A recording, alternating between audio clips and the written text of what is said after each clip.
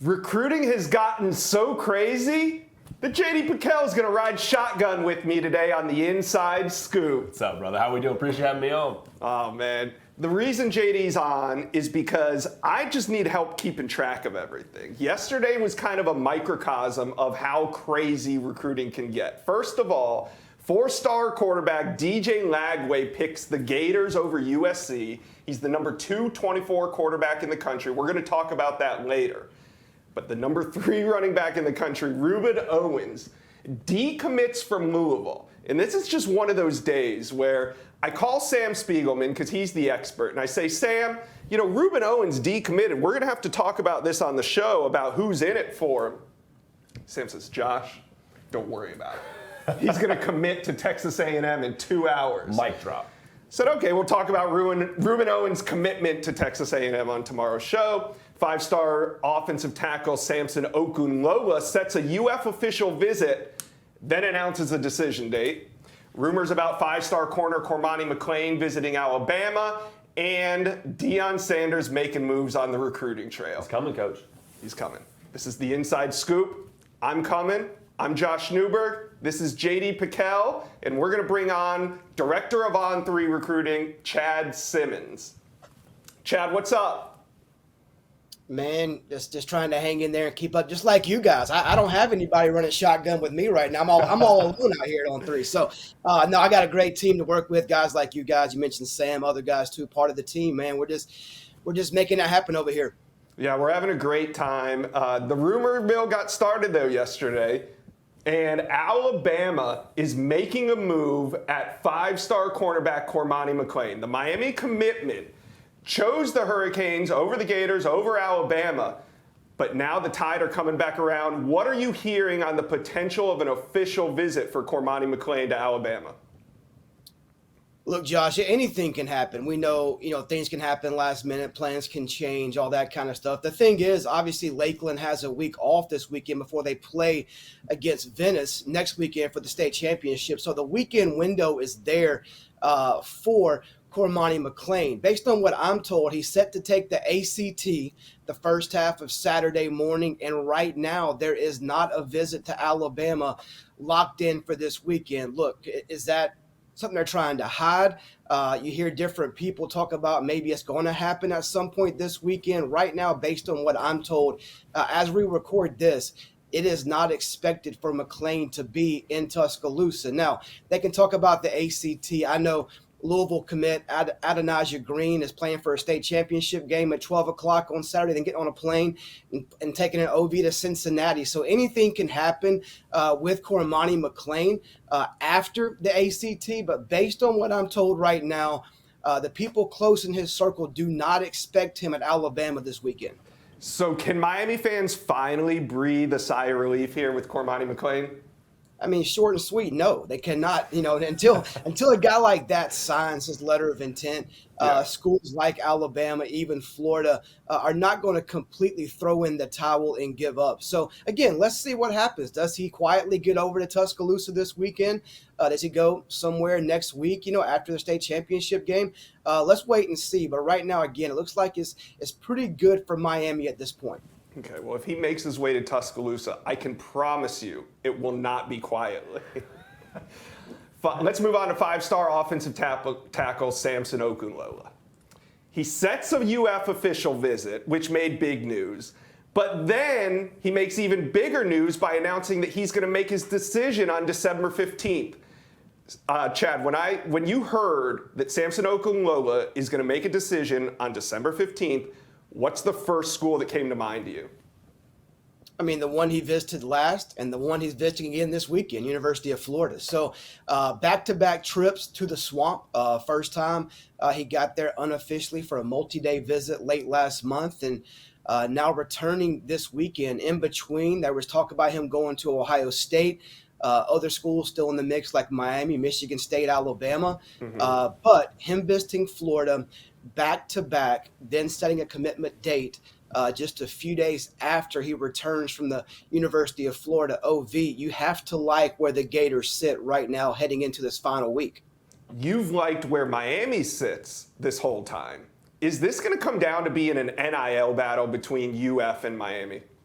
Let me just say this. You say the whole time. Not the whole time. Much of the time. I like where Miami set. If you follow my Simmons scoop, you like where I've been talking about Florida trending since that visit was taking place last month. Miami's definitely the competition for the University of Florida. Miami has been considered the favorite since he took the OV there back in the summer. But Florida's come on strong. Definitely NIL is in play here, like it is for many high-profile prospects this cycle. But right now, I like where Florida's at. Miami's not going away. Both schools have been in to see Samson Okunlola over the last week. I like where Florida's at, but in today's recruiting game, you can't count anyone out until everything is final. Okay. Georgia sits at number 2 in the On3 team rankings. They're trying to make a push for the number 1 spot. They landed a 5-star edge on Sunday, Samuel and Pimba, and now the word is they're trying to make a push to flip 4-star offensive tackle Sydir Mitchell from Texas. Does he need to visit UGA between now and signing day for them to complete this flip? No, a visit's not necessary, Josh, for this flip to happen. He took visits to Athens officially and unofficially in the spring and summer. He knows all about the University of Georgia, has a great connection with D-line coach Trey Scott. They were up to see him right after winning the SEC championship over the weekend. Georgia's full first day on the road was Sunday. One of the first prospects they saw was Sydir Mitchell. He is an important piece to this class. Could they finish number 1 without him? Yes, but they do want him in this class. Just days before he committed to the University of Texas back in the summer, he was considered a strong Georgia lean. Communication died down a little bit for a couple of months. It's kind of picked up here recently, and there seems to be some mutual interest there between Mitchell and the University of Georgia. But to answer your question, a visit is not necessary for Georgia to flip Sydir from the University of Texas. Chad, I got a question for you. Alabama right now sitting atop the rankings, but here come Kirby and the Dogs. Lethal on the recruiting trail. Sounds like it's going to be a big weekend recruiting-wise in Tuscaloosa. Who can we expect to be there? Yeah, you always expect Bama to close strong, and this year, this cycle should be no different. Just this weekend alone, you have 5-star teammates, Quay Russaw, an edge rusher, then James Smith, an interior defensive lineman from Montgomery Carver, back on campus. They've been there probably around double-digit times throughout their recruiting career and process. And then you have 5-star cornerback target Desmond Ricks, who recently reclassified from 2024 to 2023. And then you have one of the best stories, I think, of the year in linebacker Arian Carter from Tennessee, who went from a Memphis commit and had maybe 4 or 5 offers to now one of the most coveted linebackers in this class, and is coming off an OV from Tennessee last weekend and then at Bama this week. It's a big battle between the 2 SEC schools there, but those are 4 guys, high-profile guys, that will be on their OVs to Bama this weekend. And, of course, you'll let us know if Cormani McClain makes it, right? I'll do my best, for sure.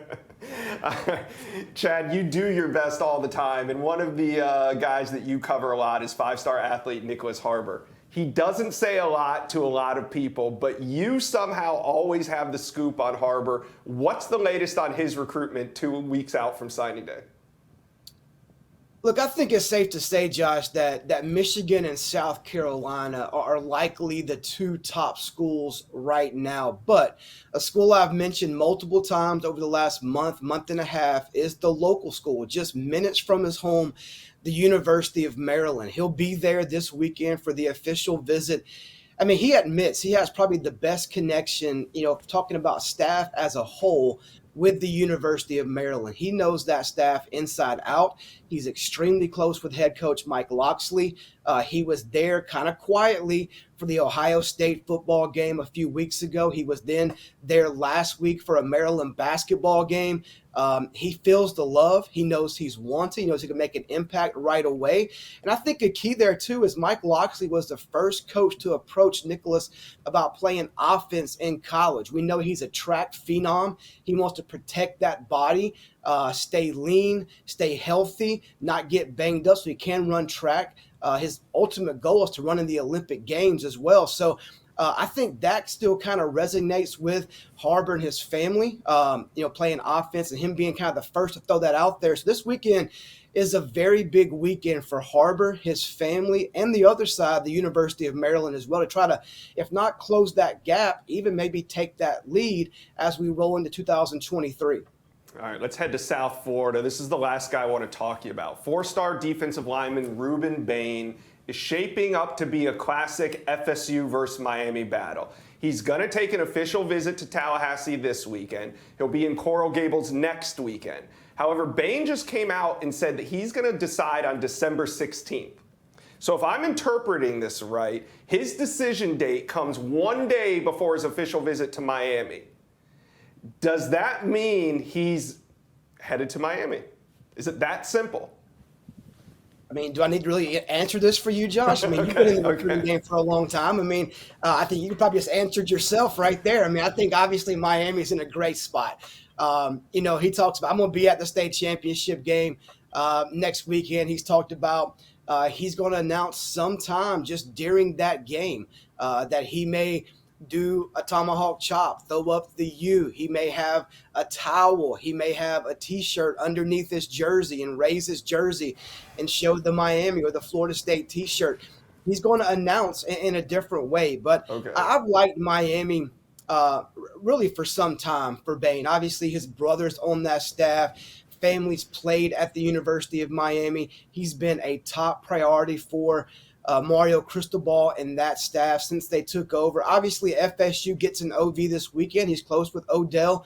Norvell's done a great job there as well. Other schools have been involved, Auburn, Alabama, Louisville, along the way. But it's coming down to an in-state battle. And when you visit a school one day after you commit, I have to like their chances right now, the University of Miami. You never know in this NIL era, but on paper, I mean, it looked like it was pretty simple to read there. Reuben Bain to Miami. Have you put in an RPM pick yet? Honestly, I don't remember. I don't think I have, but I have. but I have talked about him, and kind of the narrative I've kind of told through my stories and articles is Miami could be tough to beat. So without maybe putting in an RPM pick, I've definitely tried to shape the story around Miami as the favorite, and I still feel that way. Again, like you said, I mean, you don't know in today's NIL world. He could commit to Miami, change his mind on signing day or in between there. But right now, based on what we see, how it's playing out in the coming week and a half, you have to like Miami's chances right now. Yeah, I do. All right. Thank you, Chad. And we will see you on Monday. Have a great weekend. Same to you guys. Thank you. See you, Chad. Mr. Coast to Coast himself. I mean, he's not turning off the ring for a long time on the phone. Like, he's got the volume all the way up. Do Not Disturb is not turning on for a long time for Chad Simmons, but we appreciate it. What's your busy season? Like, Chad's obviously in his. Sure. So what's yours? I think that, 16-week stretch where we have games, like, that's probably the most heavy lifting, as we say, with Nick breaking in the production stuff set. But yeah, I think that's probably the most intense part. But you and I both know, I mean, it's a 12-month sport, which is why we get to have, the jobs that we have and why On3 is able to do things they're able to do. So it's a 12-month deal, but that fall season is really where I think the most of the action happens for us. Meanwhile, I turn up after the season. This is my time. This is my time to shine. And everybody's here for the Buffalo recruiting talk. And that's the segment we're about to start. Coach, I'm coming. He's coming. He's coming. JD, I want to slow it down, though. I do want to ask you something. When we talk recruiting, it's all about talent acquisition. It's about roster management. Deion is clearing house at Colorado. But my question to you is, do you think he's handicapping himself a little bit by announcing Sydir Sanders, his starting quarterback, instead of going to the portal and looking at all this talent in the portal that could come in and help? Because in this day and age of college football, it's a quarterback-driven league. It's a fair question, and I think there's two ways to look at it. One is, do you take the one in the hand versus the two in the bush? Because it still would be a push to go and get someone talented out of the portal, like a Devin Leary or insert any other name that you want to insert there. So you're taking the sure thing and a guy that you know in Sydir Sanders. The other piece of this is, I would, bet my house on it. I don't have a house, but I bet my future house on it. I don't have a farm, but I bet mine. I bet whatever it is on it, that when they talked to Deion Sanders about coming to Colorado, you understand that Deion is going to do things his way, the primetime way, and a part of that way is I'm bringing my guys with me, and that includes my son playing quarterback and Sydir Sanders. And to his credit, there's no data point where you say, okay, this hasn't worked, because they've won like 80% of their games at Jackson State with him being the guy behind center. So is he handicapping himself? I think it's fair to make that conversation and have that argument, but really, I mean, like I said, looking at the data points, Sydir Sanders won a lot of games for him, so I don't have a problem with it. Yeah, the reality is Sydir Sanders is going to be the quarterback there, and they are going to have other needs to fill. So you've been hitting the portal hard, lots of videos on On3's YouTube page. Who are maybe 3 names that you think Deion Sanders should go after that can make an immediate impact out in Colorado? I think the first thing that I'm looking at when it comes to the whole situation at Colorado with Deion is it was 1-11 last year in terms of the roster. So you got to flip the whole thing. But the biggest, I think, issue is going to be the trenches. And so when I'm looking at who's available in the portal, it's offensive tackle Johnny Cornelius from Rhode Island. He would be a guy that I am hitting his cell phone day and night. Johnny, what do you think about Colorado, man? We could use you. I think that would be a huge get. Then Drake Nugent. Guy's going to transfer from Stanford. I believe he's in the top 5 for us in terms of interior offensive linemen. Yes. The interesting thing with him, he's actually from the state of Colorado. So if I'm Deion, I'm saying, hey, man, come home. Move some people against their will, get some pancakes. Like, that would be the pitch for me. So the trenches are the first place I'm looking. And then adding some other elite playmakers on the outside. Trayshawn Holden from Alabama, another West Coast guy, a guy that you would imagine would be an easy pitch to make. Come back close to home, play for me, I'll develop you a little bit, get you to the NFL. Like, that would be, I think, the easy pitch. So I'm excited to see what happens, but those are some of the 3 names that I'm watching. But with primetime in the portal, all bets are off. Anything can happen with primetime in the portal, so I'm excited to watch it happen. Yeah, it's evident that primetime is going to be king this offseason. Oh, yeah. There's no question that Deion Sanders at 0-0, Yep. He's undefeated. He's going to be recruiting his butt off, and we're going to be talking a lot of Colorado football. But when week 1 rolls around and Nebraska comes to town, what do you think the atmosphere is going to look like in Colorado for that opening game? Gosh, yeah, I think is it either week 1 or early in the year. I know it's like one of the first weeks of the They season. also have TCU early on too. It's going to be on fire. It's going to be absolutely unbelievable. I mean, think about all of the hype. Like, he just got hired a couple days ago, right, and he's got millions of views on views on his videos on YouTube about the press conference and the way he entered Colorado. Like, the entire sphere around Colorado football. If you're to buy stock in a program in terms of just hype, like, you're putting all your cash into the Colorado stock because of the way it's trending. So that atmosphere will be incredible. And Josh, I want to ask you this. You would have to think that with all of the excitement that's been at Colorado before, like, if Colorado ends up being successful in the coming years under Deion, it won't be the first time that they've had success within that program. How much of that do you think is in the minds of recruits when it comes to, maybe I want to play for Deion, maybe I don't, all the consideration around it as a program that has been there before? See, Deion remembers when Colorado was good. Yep. I'm 40. I barely remember when Colorado was good. But if they turn it around in this offseason, you're going to see more videos of Rashaan Salam rushing the football. Rashaan Salam's about to get introduced into a whole new group of demographics to these younger kids because he was such a great player. And I think that at this point, Deion is going to bring back some of the old guys because Colorado is a storied program at the end of the day. They did compete for a national championship. They were producing Heisman winners. Mm-hmm. So I do think Deion's going to ride that and introduce some of the nostalgia of the old to the new. He's going to have to. Absolutely. All right, and at this point, I want to talk a little high school recruiting from the Colorado perspective. Let's bring on national recruiting analyst Sam Spiegelman, another Buffalo recruiting expert. Sam, how you doing? I'm just wishing I was out in Boulder right now. Josh, how are we? We're doing great. Hey, I wanted to talk to you about on 300 DB CJ Blocker, 4-star prospect, has the Buffs in his top 5, just released that yesterday. Do you think that they're going to get a visit from CJ Blocker? Yeah, we talked about Deion Sanders making a quick, instant impact. We now have an on 300 cornerback, CJ Blocker, one of the top uncommitted DBs in the country ahead of the early signing period. And he got offered by Deion yesterday on Wednesday and now is considering a visit. He's got 2 visits coming up before he makes the decision on the 21st of December. He's going to head to TCU this weekend. He's supposed to go to USC next weekend. However, with Deion now offering, he's getting a chance to learn about that staff. We've talked about Deion Sanders' ties to the state of Texas.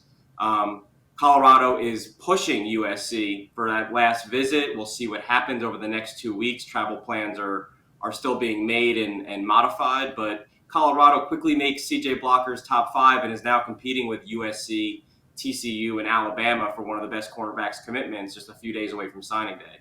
What would it tell you if Colorado was able to bump USC from getting an official visit and get CJ Blocker on campus? Even if they don't land him, what does that signify to you? It's a whole new era for Deion recruiting. I mean, we've talked about this off the air, Josh, but coaches past at Colorado have talked about just being able to get elite players on campus, see what Boulder is like, see what the campus is like, and then they can close. With Deion Sanders, you have not only one of the most charismatic recruiters and coaches in all the country, you have an absolute bona fide recruiter, an absolute closer. So if you get these elite players, these 4- and 5-star kids that can really turn around Colorado's roster on campus, eventually a few of them are going to commit. I can assure you that under Deion Sanders. That's been Colorado's issue in the past. Now you bring in Deion Sanders. I expect him to rewrite history, and I do think these visits are going to start beginning this month and certainly in cycles to come. Yeah, definitely. And one player that I'm hearing that Colorado is making a big push for is 5-star Iowa commitment Caden Proctor. He's an offensive tackle out of the state of Iowa, committed to the in-state team. He doesn't say much on social media. He doesn't say much in interviews, but Caden Proctor did decide to tweet out the fact that Colorado offered him. Now, I got sources that are telling me that they're trying to get an in-home visit with him. I haven't been able to confirm it yet, but if they do an in-home visit with Caden Proctor, I think, again, it kind of signifies the ability of Deion Sanders to get in front of top recruits in America. Now, it might not pay off in 2023, but it could down the road. Sam, who else is Deion targeting out there from the high school level? Yeah, Deion's trying to make some noise this December, and you see it in the kids that he's offering. Our Charles Power, the director of scouting and rankings for On3, is out in Mobile, Alabama, looking at Clemson commit Peter Woods. Colorado has offered Peter Woods. You're talking about Stacey Gage, the number 1 running back in the country out of Tampa, Florida. He's got an offer from Colorado. Kylan Fox, someone who's making their commitment in 8 or 9 days, an on 300 tight end from Georgia. Colorado offer. What we're seeing is Deion is not afraid to offer kids that are 4- and 5-star kids that are in the news, that are committed elsewhere, that are considering the blue bloods of college football. He offered Sterling Dixon, the top 100 junior edge that just committed to Alabama this time a week ago. They're going after the best players, whether they get them on campus, whether they get in-home visits. That, again, it remains to be seen. But Deion's not shying away from this challenge. He's going after the best players in America, the guys that you and I talk about every Monday, every Thursday, that is in the news every single day in the news cycle. It just shows that everyone is going to be on the table with Deion Sanders recruiting. And I do think that opens the door for some interesting storylines in this beat. It absolutely does. Sam, down the stretch, I'm not saying Deion's going to flip a major Power 5 commitment from another school. He probably will. I'm just not going to say it. I'm not going to say it out loud, but he probably will.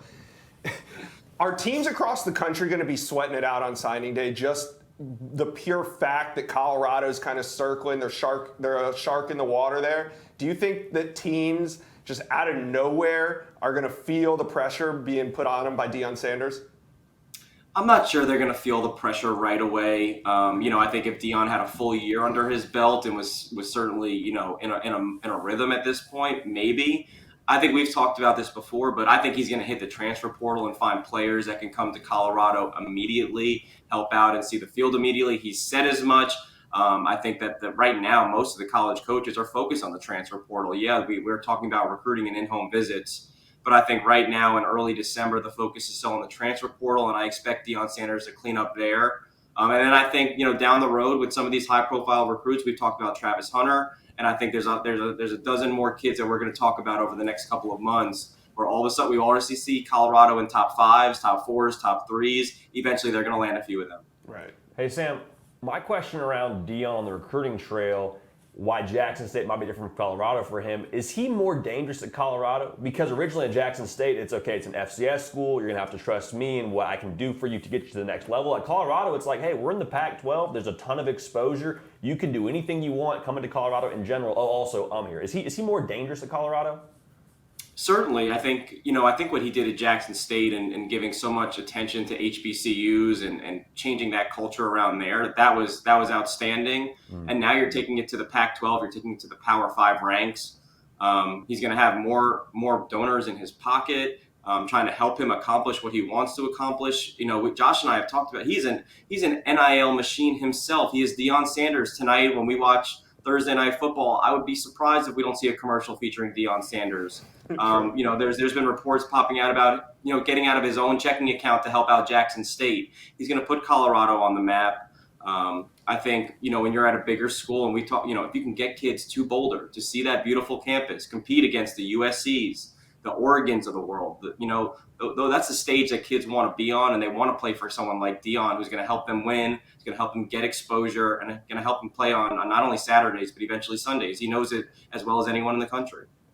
All right, Sam, last night I was prepping for the show and I saw that Reuben Owens, the number 3 running back in America, decommitted from Louisville.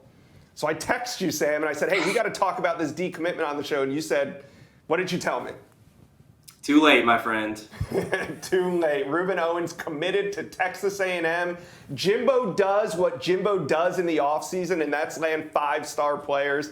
Tell me about Reuben Owens and how Texas A&M was able to pull this off.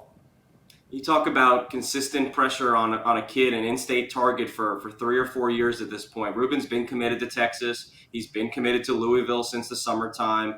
Texas A&M never took their foot off the gas since the summer. Tommy Robinson has been leading his recruitment for several years at this point. I remember when he was committed elsewhere, you had Georgia and A&M continuing to stop by the school this time years ago. It's finally come full circle with the coaching change at Louisville. Reuben Owens, a record-setting running back out of El Campo, Texas. You talk about not only production, but as a runner, but he's a fantastic pass catcher. Devon Chain going to the NFL out of Texas A&M. I think that was an eye-opener for Reuben Owens, seeing what Devon accomplished at Texas A&M, a bona fide speedster. Reuben Owens is bigger, more productive coming out of high school. I think as LJ Johnson hit the transfer portal, I think the depth chart opened up for Reuben. He wants to come in and play quickly. Texas A&M is trying to flip their season around very quickly next year, and there's going to be a lot of pressure on Jimbo Fisher to do that. And he's bringing in ready-to-play players like Reuben Owens to help that fact. Yeah, number 32 player overall. If you're the number 32 player overall, you're expected to come in and play right away. I mean, it's just how it is. And with Devon Chain moving on, Reuben Owens, it's your time to shine. I consider this a flip. Now, let me tell you, a flip is when a recruit goes from, like in this instance, he just goes from Louisville to Texas A&M. There's no decommitment in the middle unless I apply a 24-hour rule. Okay. So if a recruit decommits and commits to another school within 24 hours, it's still a commitment. I think that's fair. No overlap. Right. But if Owens was to decommit last night and commit to A&M on Sunday, I wouldn't call it a flip. Interesting. So what term do you put to that then? He just kind of changed his mind? No, this was a flip because it was within that 24 hours. So even though he technically decommitted, like most of the time during a flip, a recruit won't say that I'm decommitting. Right. He'll just say like I'm flipping from Florida to Georgia or fair. Whatever. He moves his commitment from one school to another. Mm-hmm. In this case, he did decommit. I still consider it a flip. So if he were to commit on Sunday, it's just a decommitment / recommit or another new commitment. Got it. Cool. Yeah. So for those scoring at home, Reuben Owens was a flip. After further review, was a flip. Sam, last guy I want to talk to you about is longtime Ole Miss commitment Suntarine Perkins, 4-star linebacker. Alabama has been flirting with him for months now. Is it going to happen? Are we going to see a flip down the stretch from Suntarine Perkins from Ole Miss to Alabama? Yeah, I think this month will tell us all we need to know in that department. There are conflicting buzz about Suntarine Perkins, who's going to visit Ole Miss officially next weekend after the Alabama-Mississippi game this weekend. They'll head to Ole Miss, and they're going to do everything in their power to get the number 1 player in the state in my opinion, one of the best players overall in this class, to sign with Ole Miss in December. Talking to people close to Perkins over the past week, that is not a sure thing. He's saying he's going to sign early. He is, committed to Ole Miss and has been for a year, but Alabama has not gone away because of the Alabama-Mississippi game going on this weekend and Ole Miss getting an official visit next weekend. Alabama is doing everything in its power to get Suntarine Perkins to extend his recruitment until February, which I believe is going to be the case. That should open the door for Suntarine to make at least one more visit to Tuscaloosa, spend time with Nick Saban and Pete Golding, who have him at the top of their defensive board for this 2023 class. If he does extend this till February and sign then, I do think Ole Miss will be able to get him on campus. I think that Ole Miss has really dug in well with Suntarine after Alabama has surged at multiple points in his recruitment. They were the leader early on. They had him on campus at Alabama over the summer, and a flip was in the works. Ole Miss has held on. I think they will hold on, but Alabama's not going anywhere, and this could tread into February. All right. Well, if it does go into February, I agree with you. I think if Ole Miss has a shot at signing him, it's going to be during the early signing period. If this thing goes into February, forget it. He's going to Alabama. All right. Thank you, Sam, for joining us on the Inside Scoop. Have a great weekend. We'll talk to you Monday. Thanks for having me, guys. Whew. It's one of the fast. best in the biz. It One of the best in the biz. It comes fast and it comes furious. The scoop on this show is just amazing. So before we get out of here, I want to just play a little game with you. What did you learn today on the Inside Scoop? I'll tell you what I learned after please. you go. So I think the first is the definition of a flip. Like, that was insightful to me. I think the other is just how many options these kids have. Because, it used to be, at least to my recollection, if a kid decommits, it's going to be, I'll probably take a month, 2 weeks, take other visits. And now with Reuben Owens, like last night, we saw, okay, A&M must have at some point in time been in play throughout the whole process. And so when you're recruiting, you got to recruit these kids year round. You're committed to another school. That's great. You're talking to somebody else. Well, we're still, messaging you. We're still in your mailbox, like all these things. And I think that's just fascinating and speaks so much to the year-round nature that is recruiting. A lot of moving parts. A lot of moving parts. It's unbelievable. Keep those legs moving. Between NIL, between the relationships, between coaching changes. Everything is kind of moving all at once as we approach signing day, and it's a big game of musical chairs. Never is it over until you get 000. Until pen meets paper, everybody's available. Everybody's JD, available. wait till you get into the world of waivers, okay? No, we're not going to do that today. All right, what did I learn? I think one of the most significant things that Chad came on and said was the bit about Cormani McClain not visiting Alabama, or most likely not visiting Alabama. Because after what happened to Miami with Jaden Rashada, to lose Cormani McClain would just be an absolute backbreaker to all the work that Miami's done this cycle. So we'll see if that holds up. But thank you for joining me today. I had a lot of fun. Absolutely. I appreciate having me on. Signing day coming up, and excited to be locked and loaded with you. We're going to do this again. So don't go too far. No, We're for gonna sure. do this We'll again. cross collab. All right. Thanks, JD. See you guys. Thank you for watching. Make sure you smash that subscribe button for me. And remember to check out all the videos on the On3 YouTube page.